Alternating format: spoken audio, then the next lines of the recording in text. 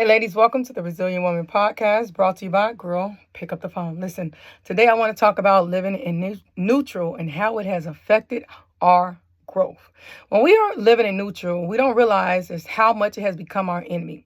It keeps you comfortable enough not to change, but uncomfortable enough not to grow.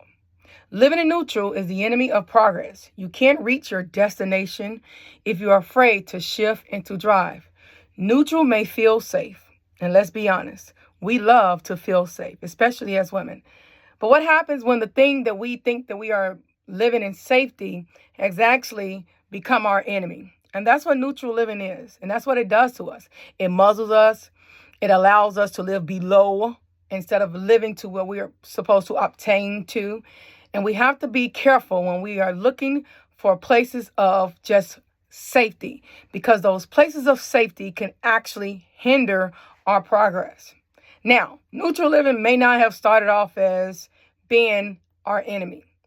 It can just be seasons of pacing ourselves, which I highly encourage. But what happens when you get stuck there? When you continue to just pace yourself, but now we don't see any momentum. We don't see any progress. We don't see any desire to move beyond where you currently are. And that is identified as neutral living. It does not challenge you to live beyond what you currently experience, your past trauma, your past pain, your past suffering, your past mistake, your past incident. It keeps you in that current cycle of making you only believe this is all you will ever see. This is all you will ever obtain. I call it to where it doesn't allow you to live out loud. It doesn't really actually bring you peace. Sometimes neutral is fear disguised as comfort. It's time to move into drive. How do you move into drive? You challenge the very comfort that you are in by doing sometimes the simplest thing, showing up. Not in the same way, in the particular same way, but showing up differently. Neutral can sometimes become the mirror of our discomfort. So whatever has brought you discomfort, challenge it. Keeping us parked in place, keeping you, us, all of us, parked in places where we have outgrown. Fear may feel safer than change, but growth happens when we move past our scars instead of building a home around them. And that's what living in neutral hates. Living in neutral hates progress. It loves to psych our mind to make us believe that we are obtaining anything or that we're seeing productivity. But the movement isn't movement in a sense of growing towards growth. It only makes you believe that this is the way to growth. So it keeps us in a delusional state. It keeps us buying into the patterns that have brought us this false sense of safety. It doesn't challenge us outside of the thing that doesn't bring us comfort. And when we find that comfort, we love to think that this comfort was going to make it to where we are not seeing what else is out there. What else do I have the ability to do? But comfort teaches us this is all. Comfort speaks to us from the perspective of this is all you have ever did, and this is all you're going to do. No one on your bloodline has done this before, so you can obtain it. No one before them have ever done it before, so you clearly don't have what it takes to obtain anything else. That is what neutral conversations do to you.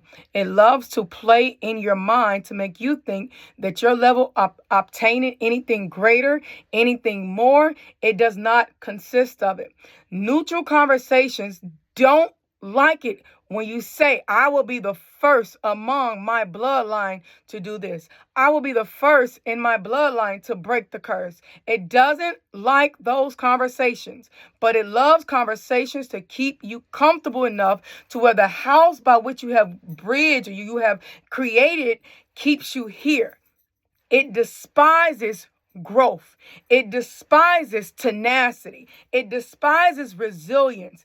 It despises anything that will make you see yourself beyond what it is making you buy into. And the buy into usually comes from those comfortable conversations and those inner vows that we have when we were upset, when we were hurt, when we were disappointed. And sometimes it sounds like I'll never let never let another person in.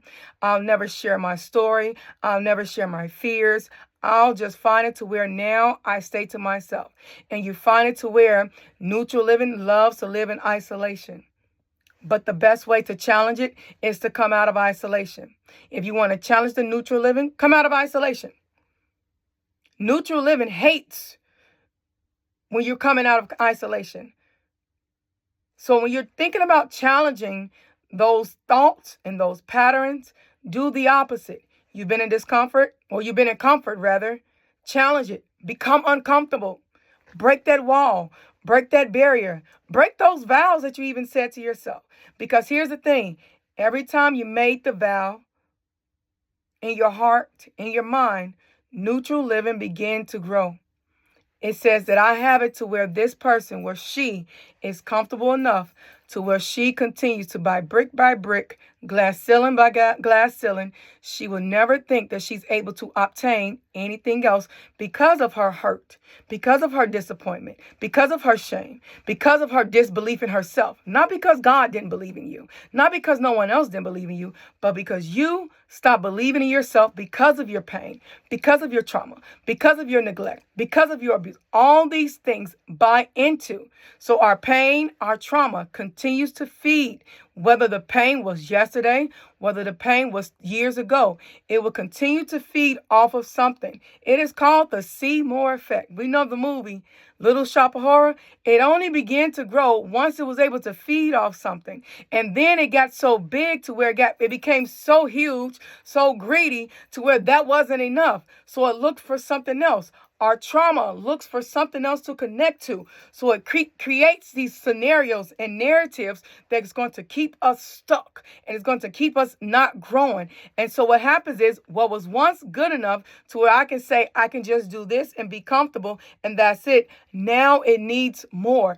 It wants to feed off more. So I'm going to take away the desire of your ambitions. I'm going to take away your desires to dream more. I'm going to take away all your desires to obtain more. I'm going to take away your creativity. I'm going to take away your tenacity. I'm going to take away all these things because I'm feeding off of something else. You thought it was about your trauma, but it was not about the trauma. The trauma was only the door that was open. You didn't open the door.